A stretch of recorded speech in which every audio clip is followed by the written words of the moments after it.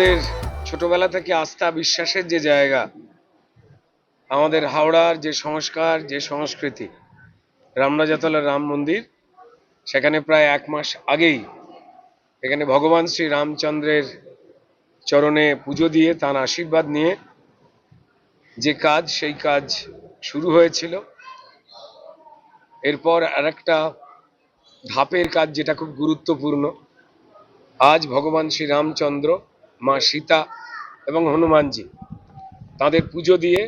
সবাই যারা আমরা সহযোদ্ধারা রয়েছি, যারা আলোর জন্য যুদ্ধ করছি, অন্ধকারের বিরুদ্ধে যুদ্ধ করছি, ভগবান শ্রী রামচন্দ্রের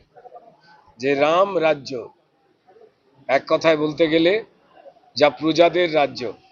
প্রজার দুঃখই রাজার দুঃখ, এমনই এক রাজ্য, তার প্রতিজ্ঞা নিয়ে আজ এখানে পুজো দিয়ে প্রচারের বা যাবতীয় যা কাজ তা আজকে এখানেই বোধহয় বৃত্তের মতো সম্পৃক্ত হলো, সম্পন্ন হলো। আশা করি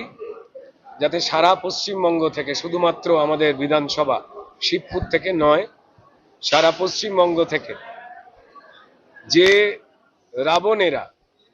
অত্যাচার করছে, মানুষকে লুট করছে, যন্ত্রণা দিচ্ছে, সেই রাবণদের কবল থেকে আমাদের শিবপুর, আমাদের পশ্চিমবঙ্গ যেন মুক্ত হতে পারে, বিকশিত হতে পারে, সেই পুজো দেওয়া, সেই আশীর্বাদ নেওয়া সবার সঙ্গে। ঠিক ছোটবেলা থেকে এই অঞ্চলেই